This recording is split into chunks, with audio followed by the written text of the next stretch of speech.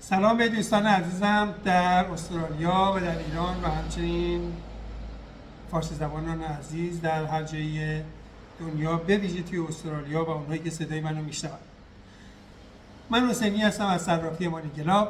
امروز میخوام یه تحلیل دیگه‌ای در ارتباط با دلار استرالیا، دلار امریکا و همچنین تومان ایران برای شما داشته باشم و امیدوارم که این اطلاعاتی که در اختیارتون قرار میدم این اطلاعات برای شما مفید باشه.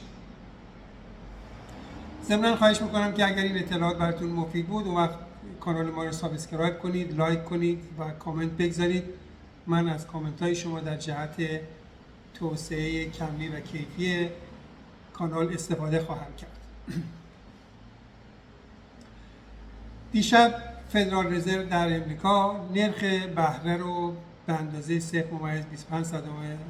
پایه کاهش داد و در نتیجه اینترست ریت در امریکا از حدود 75 به 4.75 به 4.5 رسید. نتیجه این کاهش باعث شد که تمام ارزها که یک طرفشون دلار امریکا هست به سمت پایین کاهش پیدا کردن و به ویژه دلار استرالیا هم از محدوده 63.5 به کمتر از 62.1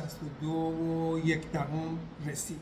در نتیجه در بازار تهران دلار استرالیا که حدوداً 49,000 تومان معامله میشد به تقریباً 48,500 و یک کمی کمتر از 48,500 رسید.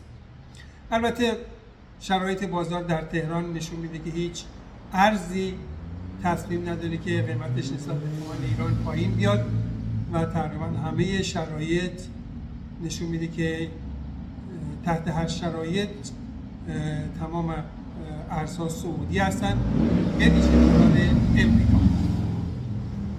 دلار امریکا هم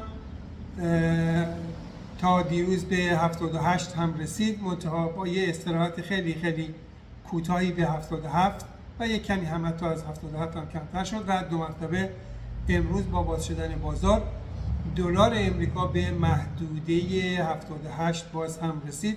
البته نوسانات کوچیکی هم داشته و من فکر میکنم که تا انتهای روز به 78 دو مرتبه تثبیت پیدا خواهد کرد. دوستانی که در استرالیا هستن و خریدار دلار هستن یه مقداری از نظر من خوششانس هستن، به این دلیل که دلار استرالیا نسبت به امریکا در حال کاهش هست و تقریبا در پایین ترین نرخ برابریش در طول تقریبا 2 سال گذشته هست و این یه فرصتی رو برای دوستان ایرانی که میخوان دلار بخرن، یعنی در واقع از ایران دلار بیارن به استرالیا، یک فرصت خیلی خوبی هست. دلار استرالیا در این لول باقی نخواهد بود و یقینا افزایشی خواهد بود و اگر دلار استرالیا افزایشی پیدا باشه، با هر پوینتی که افزایش پیدا میکنه حدوداً 1000 تومان به قیمت دلار استرالیا اضافه خواهد شد.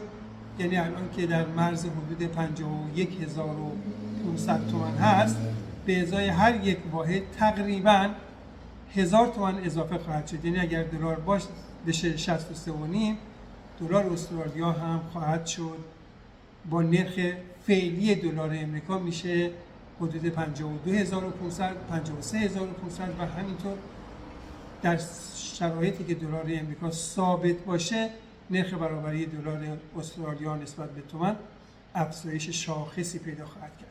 بنابراین اگر دلار امریکا افزایشی باشه و دلار استرالیا هم افزایشی باشه، تا آخر ماه ژانویه من به نظرم که دلار استرالیا از مرز 60,000 تومان هم